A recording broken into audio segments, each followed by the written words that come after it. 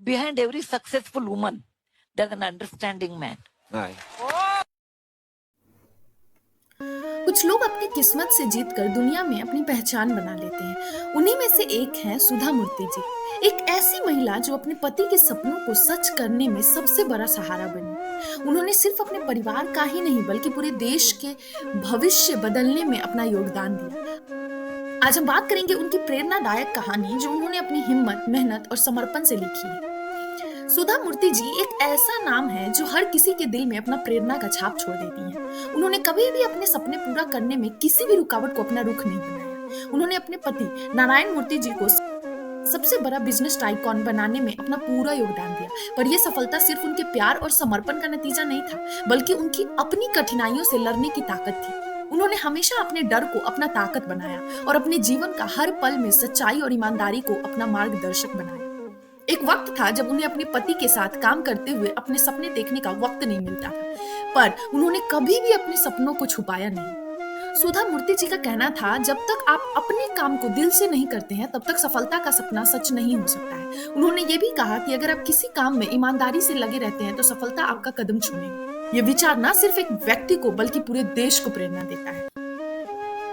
उनका ये कहना था कि आपको अपने सपने पूरा करने के लिए कभी भी किसी से भी डरने की जरूरत नहीं है। सुधा मूर्ति जी ने ये प्रूव किया कि अगर आपका इरादा मजबूत हो तो आप किसी भी कठिनाई से लड़ सकते हैं और अपनी मंजिल तक पहुंच सकते हैं। आप सब इन्हें जरूर जानते होंगे, भारत की पहली महिला इंजीनियर, लेखक जिन्होंने कई किताबें लिखी और करोड़ों रुपए दान किए, राज्यसभा की सदस्य बनी, पद्म भूषण अवार्ड से सम्मानित किया गया और इनकी सिंप्लिसिटी तो पूरी दुनिया में फेमस है। दोस्तों, जिनके नाम से ही प्रेरणा की बयार चलती है वो है श्रीमती सुधा मूर्ति, एक ऐसी महिला जिनका जीवन, उनके द्वारा की गई मेहनत, उनकी सादगी और उनके द्वारा किए गए कार्य हमें ये सिखाती है कि सच्ची सफलता सिर्फ एक लक्ष्य को प्राप्त करने के लिए नहीं है, बल्कि अपने रास्ते पर चलते हुए हर कदम में निखरती है। सुधा मूर्ति की कहानी सिर्फ एक महिला की कहानी नहीं है, बल्कि एक ऐसे इंसान की है जिसने हर मुश्किल को अपना ताकत बना लिया और अपने जीवन को न सिर्फ दूसरों के लिए बल्कि पूरे दुनिया के लिए प्रेरणा स्रोत बना दिया।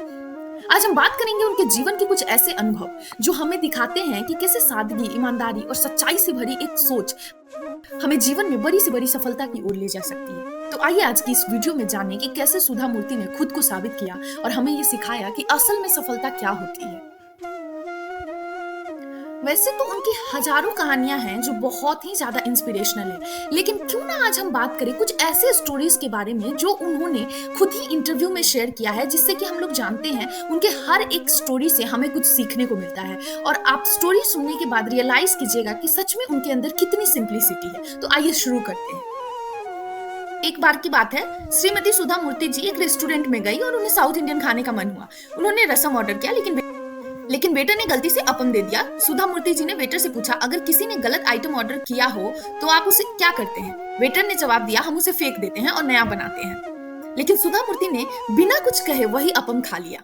उन्होंने ये सिद्ध कर दिया कि आप किसी भी हालत में खाना बर्बाद नहीं कर सकते हैं, भले ही वो स्वाद वैसा ना हो जैसा आपने चाहा था। ये था उनकी सादगी और समझ का उदाहरण।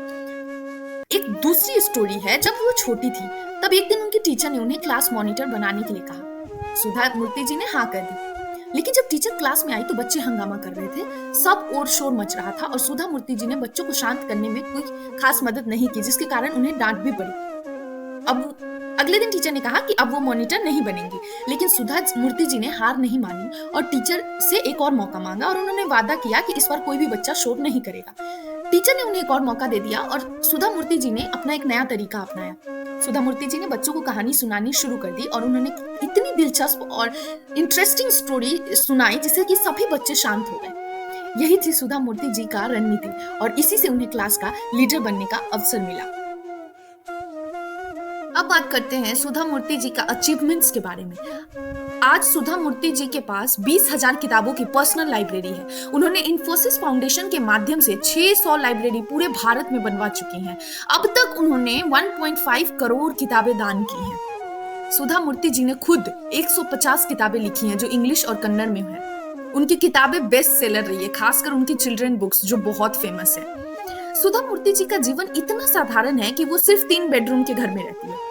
जब उनसे पूछा गया कि उनके घर में कितने बेडरूम है तो उन्होंने जवाब दिया 2, क्योंकि तीसरे कमरे को उन्होंने अपनी किताबों की एक लाइब्रेरी बना दी है। सुधा मूर्ति जी के दामाद ऋषि सुनक जी, जो कि यूके के प्रधानमंत्री है, एक दिन उनके पास आए और बोले कि माँ आप 4 कमरे का घर ले लीजिए। इसके बाद उन्होंने एक बेडरूम और जोड़ दिया।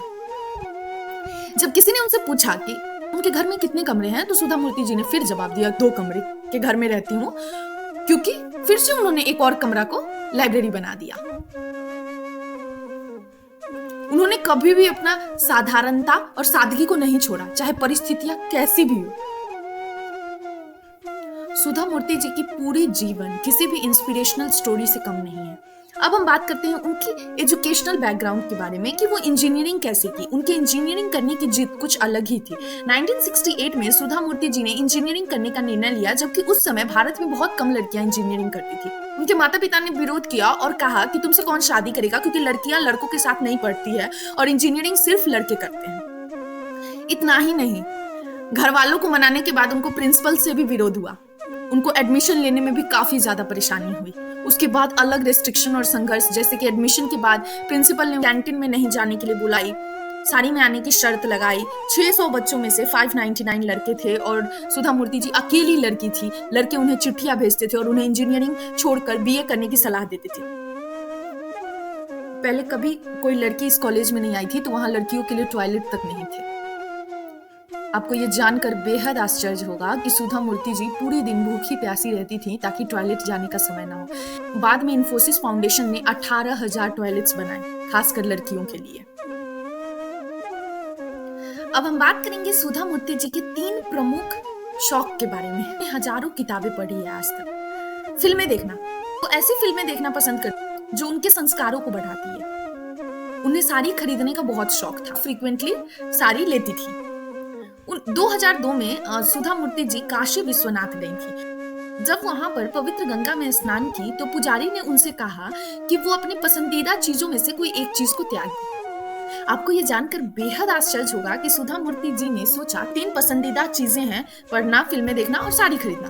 उन्होंने सोचा स्टडीज छोड़ देती हैं तो दूसरों को लाभ नहीं मिल पाएगा, अगर फिल्में देखना छोड़ देती हैं तो उनको कुछ सीखने को नहीं मिलेगा, लेकिन अगर वो साड़ी खरीदना छोड़ देती है तो किसी का कोई लॉस नहीं होगा। तो फाइनली उन्होंने डिसाइड किया कि क्यों ना मैं साड़ी खरीदना ही छोड़ दूं। और सुधा मूर्ति जी ने साड़ी खरीदने का शौक छोड़ने का निर्णय लिया, क्योंकि ये एक ऐसी चीज जिससे किसी दूसरे को कुछ भी इफेक्ट नहीं होने वाला था। उस दिन उन्होंने ठान लिया कि अब से वो कोई भी साड़ी नहीं खरीदेंगे, बल्कि किसी भी फालतू चीज को खरीदने से वो बचेंगे। और इतना ही नहीं, सबसे शॉकिंग पार्ट ये है कि 21 ईयर्स तब से लेकर आज तक सुधा मूर्ति जी ने अपने शौक को पूरी तरह से त्याग दिया और 21 साल हो गए और उन्होंने साड़ी नहीं खरीदी। उनके पास अभी केवल 10 से 12 साड़ियां हैं जिनको वो बदल बदल कर पहनती हैं।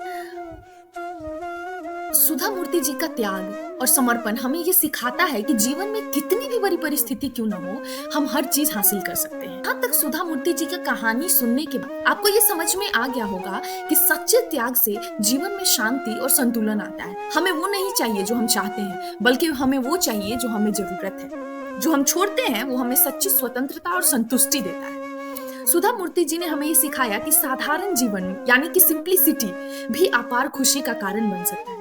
जब हम अपनी इच्छाओं को कंट्रोल करते हैं तो हम असली ताकत प्राप्त करते हैं। सुधा मूर्ति जी के त्याग ने हमें यही सिखाया है। महान व्यक्ति वही होते हैं जो अपने पसंद को त्याग कर समाज और दुनिया के लिए आदर्श बनते हैं। सुधा मूर्ति जी ने यह सिद्ध किया है। सुधा मूर्ति जी की कहानी हमें बताती है कि जीवन की सबसे बड़ी शक्ति सिंप्लिसिटी और त्याग में छुपी होती है। यही हमारी खुशियों का सच्चा मार्ग होता है। महान लोग कभी अपने आराम को प्राथमिकता नहीं देते हैं, वो दूसरों के भले के लिए अपनी शौक और इच्छाओं को छोड़ देते हैं। सुधा मूर्ति जी ने भी हमें यही समझाया है। सुधा मूर्ति जी के जीवन की कहानी सिर्फ एक कहानी नहीं है, ये एक ऐसी जीत है जो हर व्यक्ति को अपने सपनों को सच करने के लिए प्रेरणा देती है। उन्होंने अपनी कहानी से ये साबित कर दिया है कि अगर आपका इरादा मजबूत हो और आप अपने काम को पूरी ईमानदारी और लगन से करते हैं तो सफलता आपकी कदम चूमेगी। सुधा मूर्ति जी की कहानी हमारे लिए एक प्रेरणा है, एक ऐसी प्रमाण है जो हमें दिखाता है कि हम सब में अपने सपने पूरा करने की ताकत है और ये सिर्फ हमारे जीवन में नहीं बल्कि देश की उन्नति में भी एक बड़ा योगदान हो सकता है। आज से आप भी सुधा मूर्ति के जीवन की प्रेरणा से अपने सपनों को पूरा करने का संकल्प ले सकते हैं, क्योंकि एक बार जब आप अपने सपनों पर विश्वास करते हैं तो कुछ भी मुमकिन हो सकता है। अगर आपको ये वीडियो पसंद आया हो तो लाइक करें, शेयर करें और हमारे चैनल को सब्सक्राइब करें। मिलते हैं अगले वीडियो में, तब तक अपने सपनों के साथ अपना सफर जारी रखें। Thank you.